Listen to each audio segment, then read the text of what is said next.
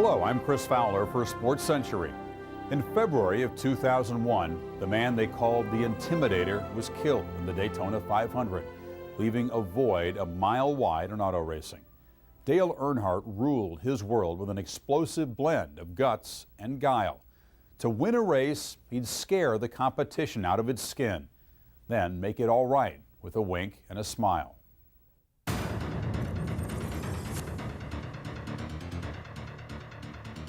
Dale was one of the toughest race drivers that ever lived.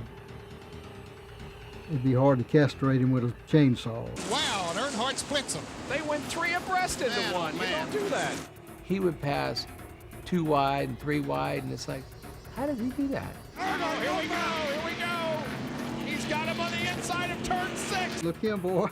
That hole wasn't big enough. And Earnhardt loses it, goes on the grass, comes back, and Earnhardt still got the lead. Incredible. He come up there and tried to spin me out twice. I didn't take it. He didn't worry about finesse. He just manhandled the car. We lost the power steering. He's driving it now with just a straight steering box. It's just like Friday night at the old dirt track. They're bumping and carrying on. The faster he could go, the better he seemed to enjoy it. Here comes Earnhardt. How did he get through all these cars? And Earnhardt is going for the lead. He literally had no fear.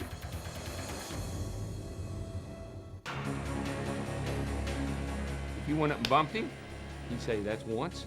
Then when you went by him, he'd hit you twice. Oh, he's smiling and spinning, hitting the wall. Earnhardt survives, but Bodine and Schrader both go to the infield in a spin. There was just a certain ominous presence when you looked in the mirror and all you could see was the top of that black card. They head for turn 1, and Earnhardt says, okay, it's my turn. Up turn 1, and here he goes. Rudd goes around. Earnhardt is on the brakes, Bodine's on the brakes, and Rudd is spun. When you looked up in the mirror and you saw Earnhardt back there, oh, no, not Earnhardt. He hit you. You got rattled because you knew if you didn't get out of the way quick enough, you were going to get hit. When you looked in your mirror and you saw the black 3, it took your focus off because you knew that everything that happened was not an accident. From time to time, he'd come real close to hurting not only himself, but a lot of other people. At Bristol one time, he was behind me and his car was tore up a little bit, been in a wreck. And I looked up in the mirror and I went, I ain't gonna have no part of this. I'm gonna be in the way, and then I'll be victim if I don't get out of the way. There was nothing that you did not expect. Sometimes it meant just putting a move on you that you just shook your head at and you go, oh man, I just got taken to school. Or, you know, bang! We're on to Winston over at Charlotte. He slams me into the wall, broke my ribs and broke my shoulder and about knocked me out. He said, I thought you would have backed off and given me room because you were on the outside. And don't ever get on the outside of me again. From his first victory at Bristol, Tennessee in 1979 to his last at Talladega, Alabama in 2000, Dale Earnhardt collected 76 checkered flags, 6th all-time, and 7 Winston Cup titles. No driver ever competed with a greater passion for risk. Earnhardt told me one day, my greatest love is just to be right in there racing, just side by side with that guy, just lap after lap after lap. He gets an inch ahead of me and I get back an inch ahead of him. I just love to race that guy. He'd just bump you every once in a while to see if you were alert. And then you see Earnhardt next week, you put his arm around your shoulder, you go off talking a little bit and you go, well, he really didn't mean to do that. Sure enough, about the second lap into the next race, boom, he turned you sideways again to look over at you and grin. He was testing you. He wanted to see what you're made of.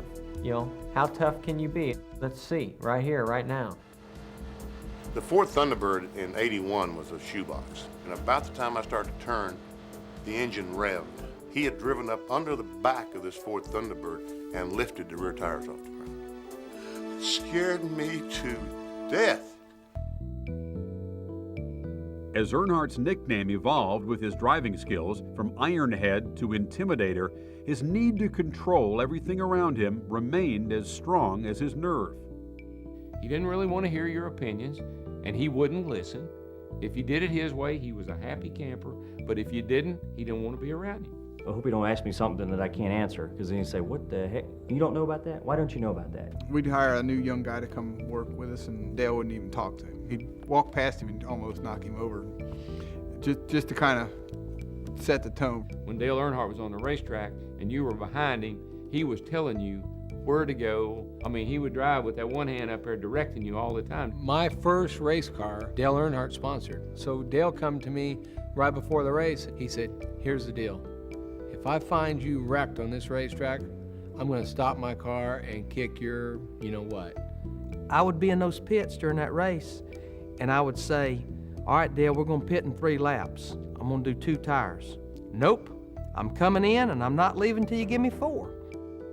I'm driving. He's sitting behind me.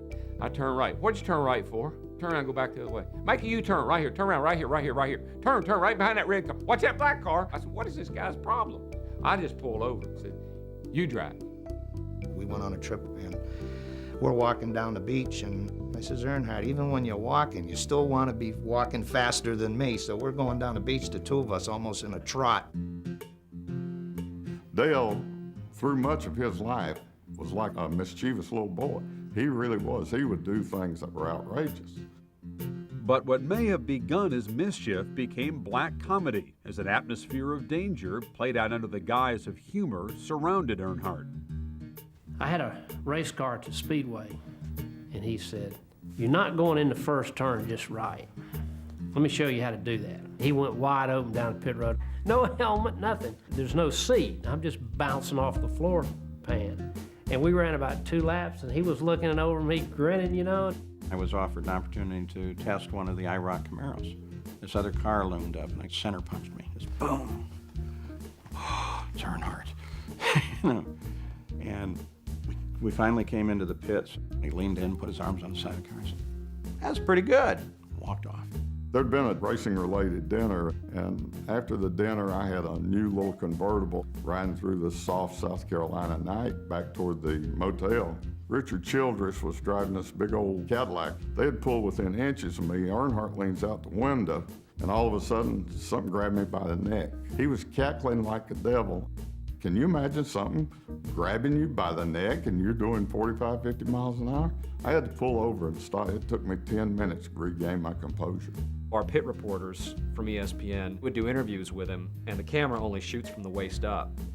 Earnhardt would be stepping on the toes of the pit reporter as hard as he possibly could during the interview, trying to get them to brake. And he would wear heavy steel-toed boots just for the purpose. If you were in your rental car leaving the track and he was behind you, I guarantee he was going to hit you. My former wife and young daughter were driving, and all of a sudden something hit them from behind, and they looked in the rearview mirror, and all they saw was these dark sunglasses, a mustache, and a huge smile.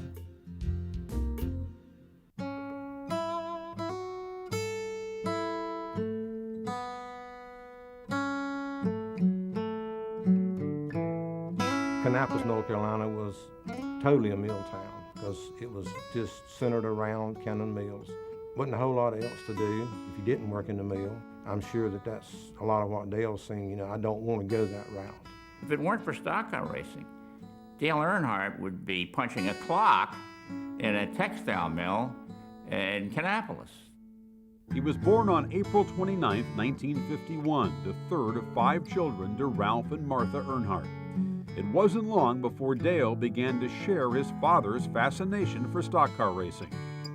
Ralph Earnhardt was one of NASCAR's first race-for-a-living race drivers. His dad sort of chased prize money. If there was a good purse at a dirt track race here, he'd be there.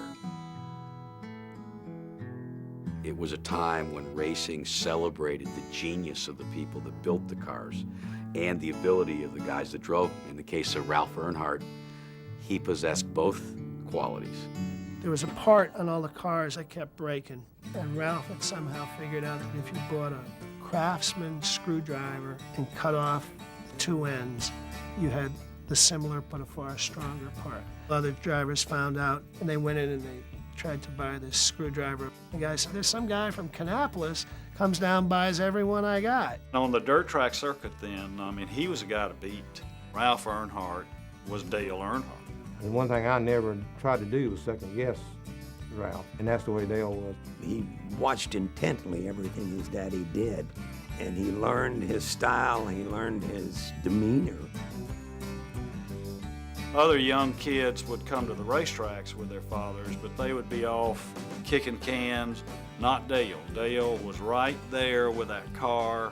He wanted to know what kind of springs it had in it, how much pressure was in the tires. I knew everything going on. I'd stand up on top of the truck during the race and watch my dad race, and that's how I learned everything. At 16, Dale dropped out of the 9th grade to work on his father's race cars. Soon, the Earnhardts were competing on the same dirt tracks. Dale told me he'd win the race, and Ralph would make him take that car apart. And it's like, Daddy, why have I got to do that? I just won the race. And he said, because you're going to go back next week, and there's going to be somebody there that's going to be better. He was really the guiding force in my life. Everything he ever said either came true or was the way to do it in the end after you made all the mistakes. Well, if I'd have did it the way Dad said do it, it would have worked out okay. That voice of wisdom was silenced in September of 1973 when Ralph Earnhardt died of a heart attack while working in his garage. Dale, at 22, was devastated.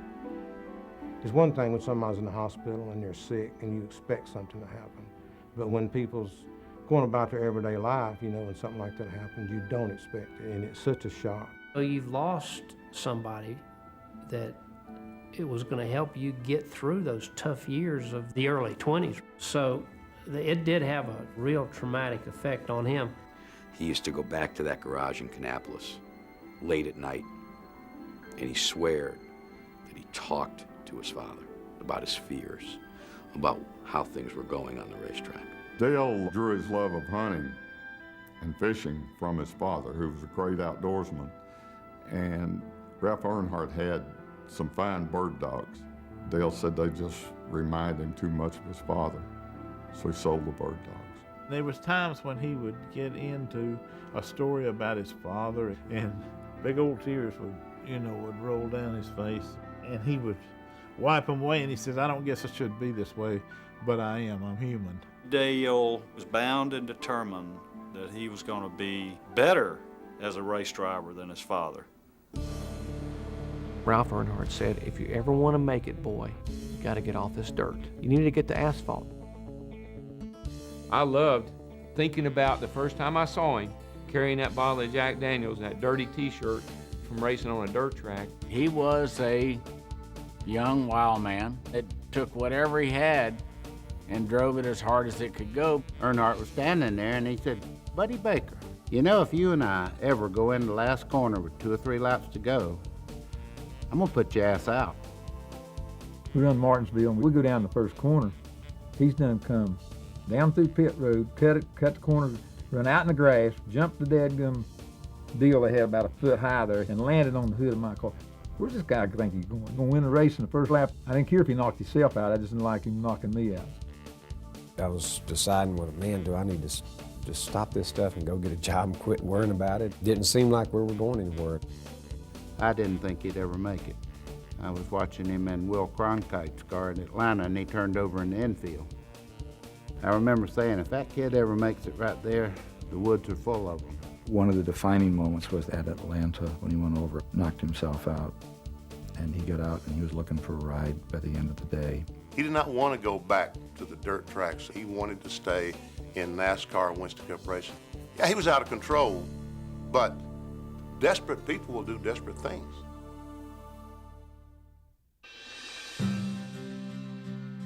Earnhardt was driving this short track piece of junk, running past all these high-dollar race cars. Osterlund said, I don't know who that kid is, but we got to hire him and put him in a race car. It was a '79 season when Dale ran for Rookie of the Year, and Jake Elder, great old, tough old, grizzled character, he says to Dale, stick with me, kid, and we'll both be wearing diamonds as big as horse turds.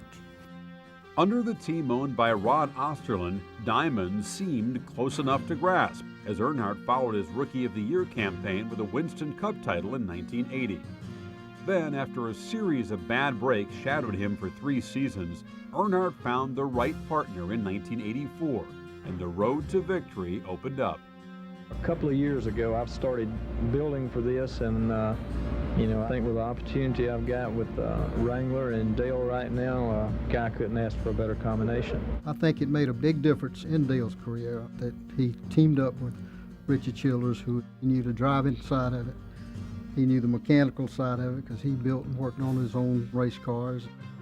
Over 17 seasons with Childress, Earnhardt won 6 more Winston Cups and finished out of the top 5 just 4 times.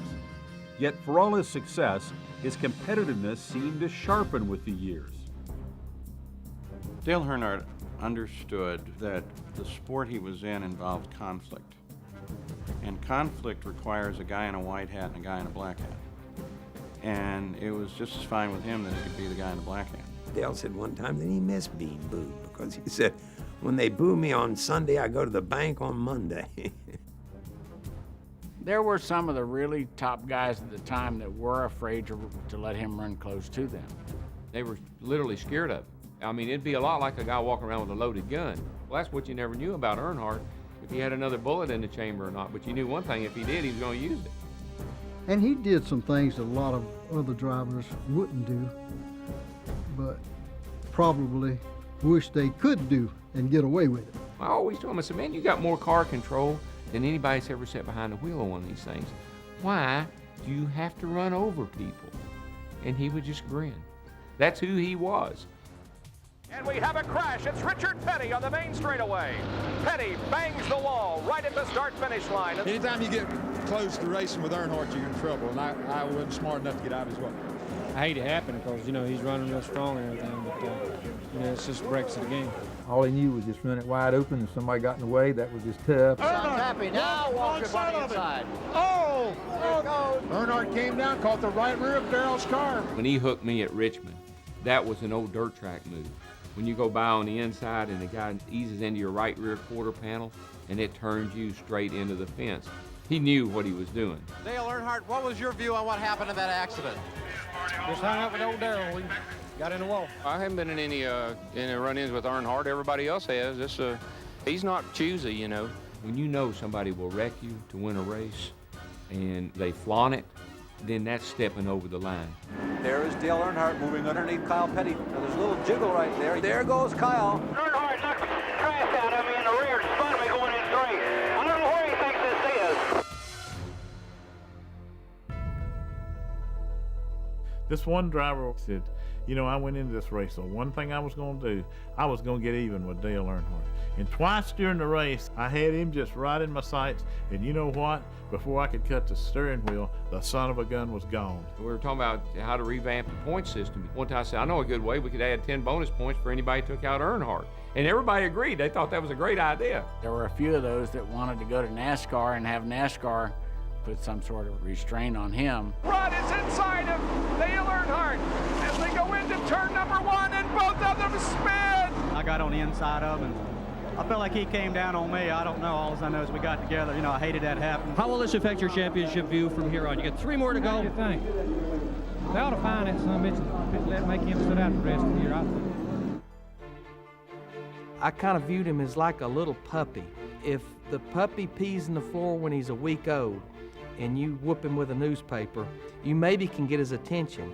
But if you let him pee in the floor for a year, and then all of a sudden then you want to try to whip him with a newspaper, he's looking at you like, what's the deal here? Terry Labonte takes the lead. Here comes Earnhardt. He hits Labonte. Labonte spins in turn 2. Ricky Rudd crashes into him. I wasn't going to wreck him, but I got to him and he turned him around. So didn't mean to really turn around, meant to rattle his cage over. Dale said in victory lane that he didn't mean to spin you out. He just meant to nudge you. Have you ever heard him say he means to spin anybody out? Okay. You could say whatever you wanted to about him. That he was a bad guy, that he was a left driver. Didn't bother him. Right in the middle of the worst possible thing, he could smile, and with that smile, you knew that he was still tougher than you. Despite the cries of foul play, Earnhardt kept winning, and in 1994 tied Richard Petty's record of 7 Winston Cups. The championships that Dale won were much harder to win than ones that Richard won. Competition was keener and probably a little tougher when Dale won his. Dale won 7 championships, but he never won any of them by going out and just trying to stay out of trouble and riding around and getting points. I mean, He went out in every race like it was the last one.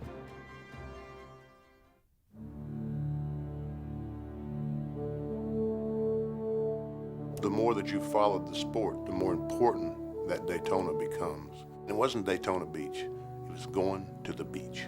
That's going to take your race car to Daytona International Speedway. It's always been the biggest paying race. So it was the first race to be nationally televised. First. And to be who he was and never have won the Daytona 500 would have crushed him. Dale Earnhardt and Daytona International Speedway's 2.5-mile track were inextricably bound. He first raced a Winston Cup car there in 1978. Over the next 23 years, he won 34 different events at Daytona.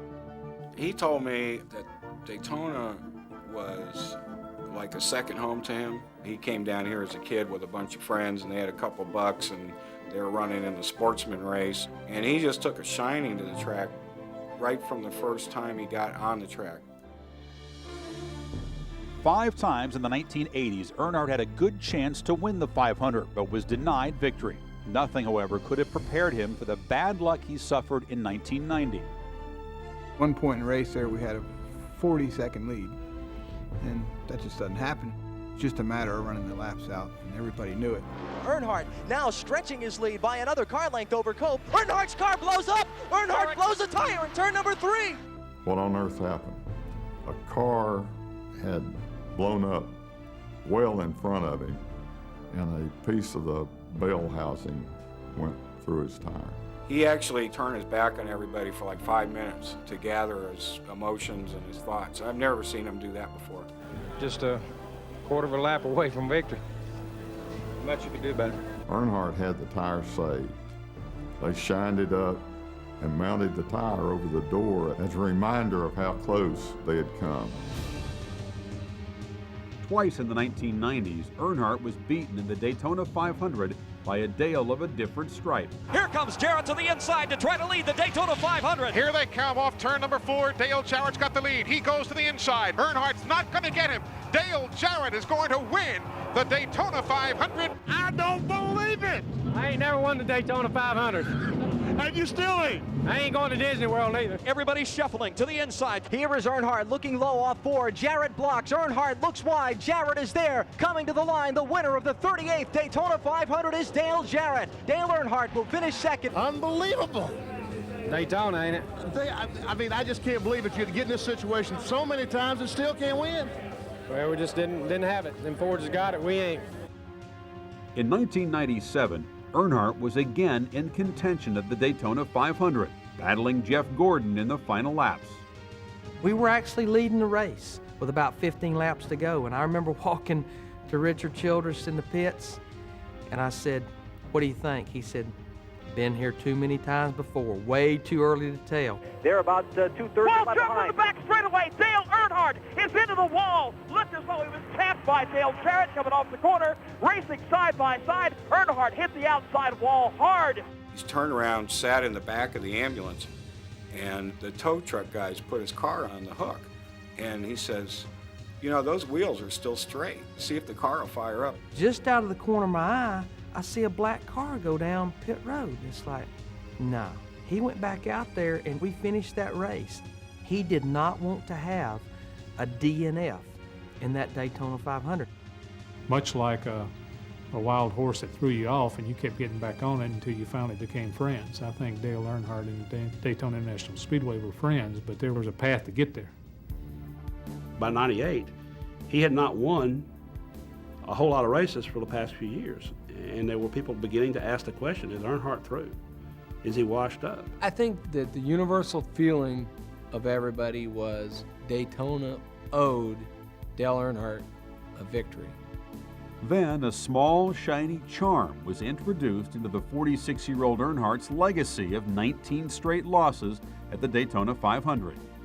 There was this little girl he met, and she gave him a penny. This little handicapped girl. She said, "This will be your good luck charm to win the Daytona 500. I'm standing in the garage waiting on Dale, and it's like, where's he at? He comes running back to the garage, it's like, where have you been? Don't bother me for a minute. Give me some yellow glue. I want to talk to him about his race car, and he's worried about gluing a penny on the dash. And that's what we started that Daytona 500. and Dale Earnhardt is going to win the Daytona 500 in his 20th try, finally eluding the one prize in NASCAR racing that has eluded him the most over his illustrious career. It was a rather dramatic moment in sports because every crewman lined up and shook hands with him coming down pit road. It was the ultimate sign of respect because there were a lot of those guys that felt that Dale had gone a little bit too far in his competitiveness early on, but they still could give him a really sincere compliment. There was not a person in that garage area that didn't just say, man, that guy has deserved it. Man, can you believe it? For one, got an awesome race car. For two, thank good Lord for a good day. It was about 11 o'clock at night, and we're sitting there in a little portable studio, and right behind our window stops this motorcycle with this policeman on the front and Dale Earnhardt on the back, still in his fire suit, and he looks in this window with both hands in the air. He says, I won the Daytona 500. I called him the next day and talked to him. I could see that this really, he had gained a victory over something that had really, really bothered him for a long period of time.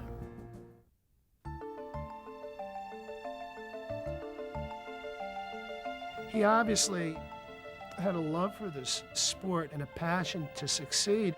There was some human cost there. He married at an early age, but he was trying to make a living driving a race car. And he worked. I remember Dale told me, my daddy said, never, ever take food off the table to race. But whatever else you have to do, you do. Earnhardt, when he first started racing, many times would borrow money on Thursday to buy tires to race on the weekend, knowing that if he didn't win the race, he wouldn't have enough money to pay people back on Monday. Well, that's pressure. When he won his first Winston Cup points title in 1980, Dale Earnhardt had 2 failed marriages. The first, at age 17, produced a son, Kerry, and the second produced a daughter, Kelly, and another son, Dale Jr. He tried to summarize his life like all I ever wanted to do was race, and I was not very lucky in 2 previous marriages because racing was more important to me than anything else in the world. We talked about Dale and Dale Jr. and their relationship, and he was very candid about how he had not had that much time for Dale Jr. and how he regretted that. There was a certain tragedy to that because of the closeness that Dale had with Ralph Earnhardt, his dad. Dale had always talked about the importance of school and had drummed it into Dale Jr. And when he graduated, he said, my dad wasn't there. I wanted to just get that diploma and shove it in his face. It annoyed Dale Earnhardt to no end that his son stayed up till 3 o'clock in the morning playing on a computer and slept till noon when he wanted to. Dale Jr. knew that it annoyed his father, and therefore spent as much time as he could talking about it. I thought at the time, I'm like, man, I'm always gonna be his, Dale Earnhardt's son. I'm never gonna, nobody's ever really gonna call me by my name. I thought it was tough when he was alive. It was, being under his shadow, because he had a pretty big shadow. One of the first races that Dale Earnhardt Jr. ever got to race against his father, Earnhardt whacked him. And I said, what in the world are you doing? And he went, let me tell you, he's going to win a lot of races, but I'm not giving him anything. When Dale Earnhardt Jr. won the Richmond race, and here comes Big E running in by me, he leans down in his ear and he says, congratulations, I love you, find a way home. When I was growing up, I watched everything he did, and I think I learned a lot just by kind of tuning in to what he was doing on the racetrack as much as I could. And when I would get out on the track, I would get in a situation, and it answered a lot of questions I had about why he did this or why he did that. Ralph didn't get to see Dale Earnhardt become Dale Earnhardt. And I think that always was a huge hole in Dale's life. Fast forward 20 years to Dale getting to see his son, Dale Jr., become a winning Winston Cup driver. I was there when Earnhardt Jr. won his first major race. Earnhardt walked in that winner's circle. He was the father. He opened that heart up to everybody, and you could see the pride that he had in his son. What'd your dad say to you? He just told me he loved me. Makes Daddy happy. I spent 20 years of my life trying to make it as hard on him as I could, and so we turning it around and doing good for him. People talk about how close he grew to his son. Forget that. His daughter, he melted around her. This intimidator stuff, man, no one who called him the Intimidator ever met and got to know Dale Earnhardt, and that's the great marketing secret of Dale Earnhardt Incorporated. He was a softie. He was a sentimental fool. Earnhardt's daughter, Taylor Nicole, was born in 1988, the only child of his third marriage to Teresa Houston. He really got close with those kids, and Teresa, I think, was a major part of helping that happen. Family became more important to him. His young daughter, I think he doted on her and paid attention to her, that he had time that he never spent with his other kids. There was everybody's picture of Dale, and then there was Dale for real, you know, and he was really a compassionate person. He was supposedly driving by a church and saw some kids trying to raise money to pave the parking lot. He wrote him a check. He said, if I find out you told people who gave this money, if I see it in the newspaper, I'll send somebody here with a bulldozer and tear your parking lot up. He goes to a car dealership in Kannapolis, and he goes over and says, you don't know me, but I really need a car to drive to Daytona. The guy says, look, I got an old beat up, car out here I'll let you just take. He turns around and walks back to the guy and says, someday I'm gonna make it, and when I do, I'm gonna remember you. Well, after Dale won a number of titles, he had an opportunity to buy a Chevrolet dealership. General Motors said, who's gonna run it? He says, I got a guy in mind. That's the guy he called back in Kannapolis.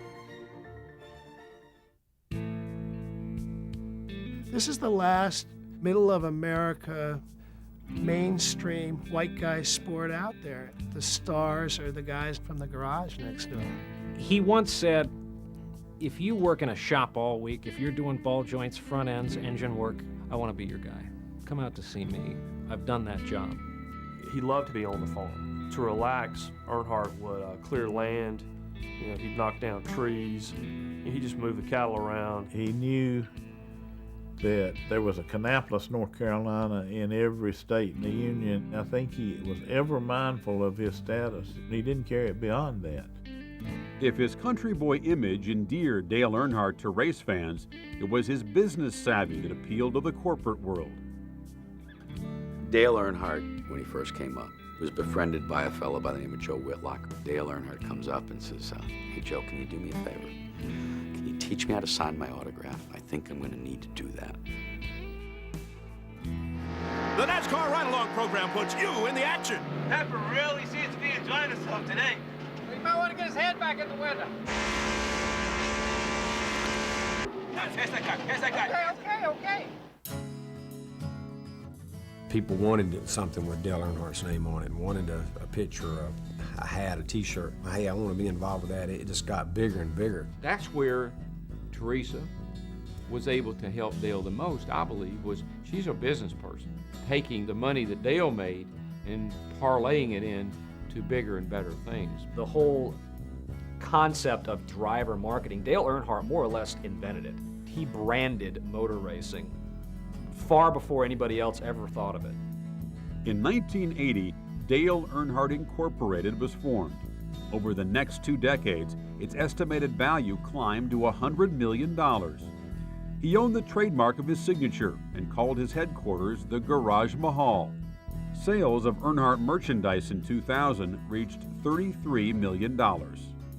This sport has turned into a big business, and Dale, he led the way on that and opened up a lot of doors, a lot of opportunities for a lot of people, me being one of them.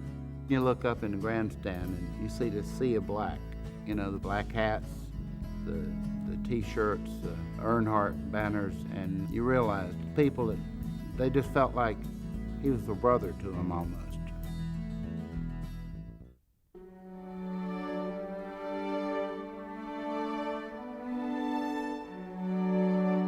Saturday at Daytona, we've been talking about Dale was going to break my record for the Ironman streak. We're sitting there in his motorhome. He said, that's if I make it that far. And everybody just laughed, And that was Saturday. Sunday morning, February 18, 2001, began the same way the previous 7 Daytona 500s had started for Dale Earnhardt, with an inspirational note of scripture provided by Darrell Waltrip's wife, Stevie. The name of the Lord is a strong tower.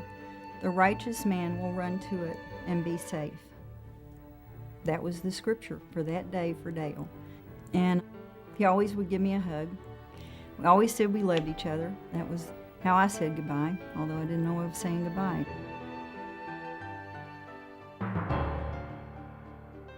Got a couple of corporate teammates, Waltrip and Earnhardt Jr.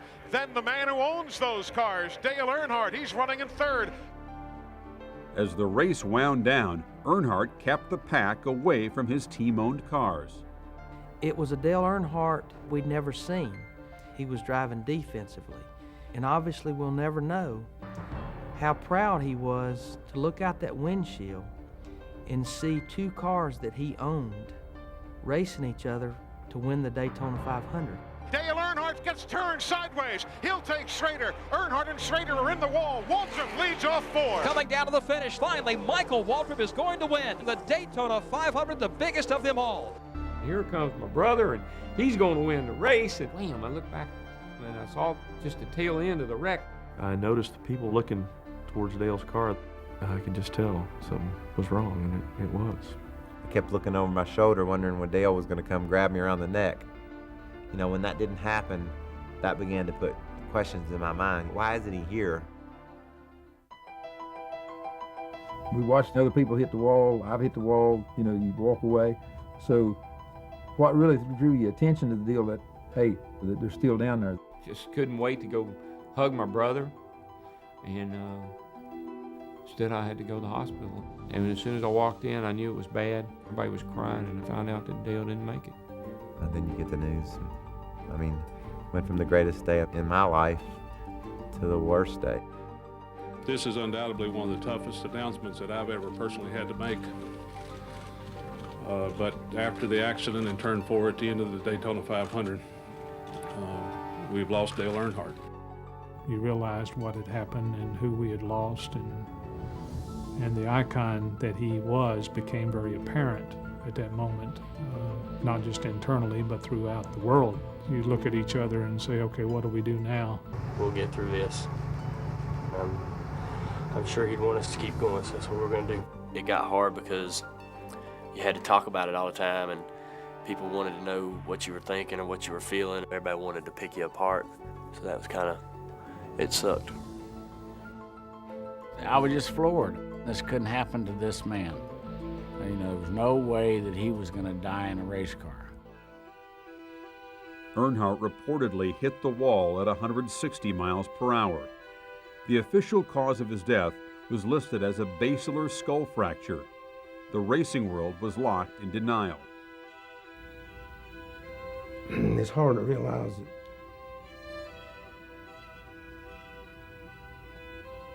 that so many people will be affected. It brought tears to my eyes just thinking that he's not going to be able to hug his wife anymore and not going to be able to grab Dale Jr. by the neck.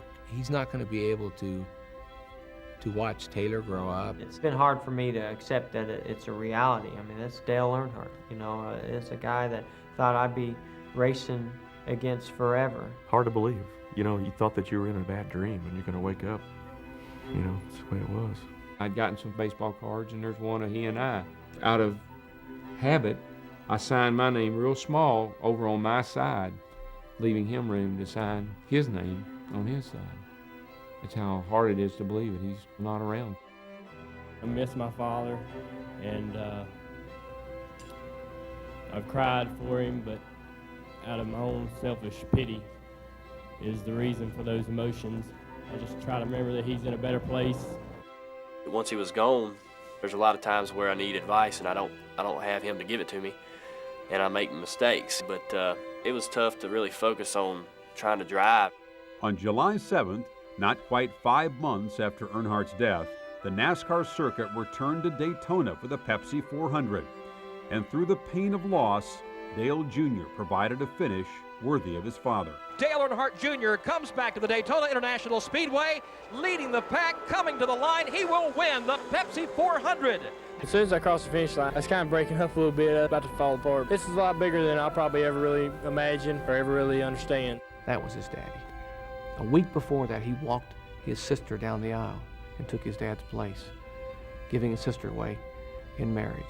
And that night, he took his dad's place at the head of the field as a winner at Daytona.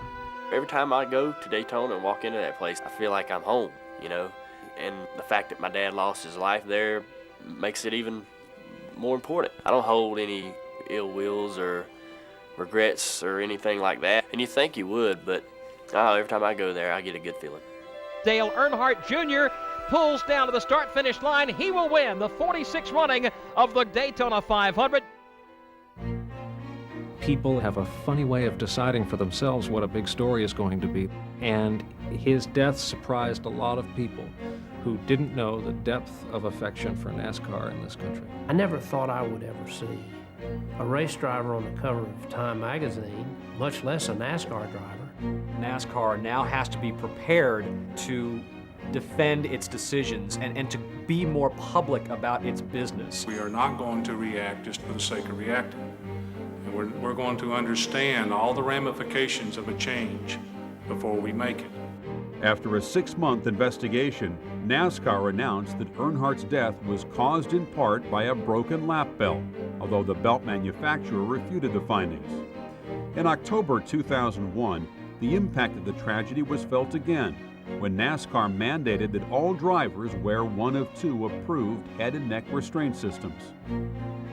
All of the drivers felt that Earnhardt was invincible. With Earnhardt's death, it made all of the drivers sit back and think that this could happen to me. People are looking at things a lot differently than they used to because of Dale. That's going to be the biggest impact that Dale's accident had, is going to make our sport safer. When we lost Dale Earnhardt, there was a international energy, if you will, to making this sport safe. We've had that opportunity to seize, and we did, and we've made great strides since then. Aside from mandating head restraints, NASCAR had outfitted nearly all its tracks with energy-absorbing barriers by 2004. Still in development is a safer, more spacious driver's compartment. Although there has not been another Nextel Cup fatality, the death of Dale Earnhardt still reverberates throughout the racing community. Dale was still the villain from the past. When he's driving that black 3 car, he's a different kind of guy than he would be if you went up to his house. You could have some real quality time with him. And that's when he let his guard down a little bit. And that's when he was a human being. The rest of the time, he was an animal. He's the guy on the New Jersey Turnpike in the big black Suburban right on your bumper. When you're in the outside lane, you're already going 20 miles an hour over the speed limit, and this guy's going 90. You're gonna move over. I mean, I don't care who you are. And we were talking one day, and he said, you know, if I got killed on a racetrack, that would not be a tragedy. If I got killed in this truck driving to get a haircut one day, that would be a tragedy. If somewhere back in the eons you asked him, you live a long time and be mediocre, or would you die young like your father and be great, he would choose dying young and being great every time. In the messy aftermath of Earnhardt's death, a legal battle ensued over the right to view his autopsy photos. Teresa Earnhardt maintained that if the Volusia County Coroner's Office made the pictures public, they would distort our memory of the driver. In support of the Intimidator's widow, Florida Governor Jeb Bush signed into law the Earnhardt Family Protection Act on March 29, 2001, sealing the photos of one of racing's greatest drivers. For Sports Century, I'm Chris Fowler.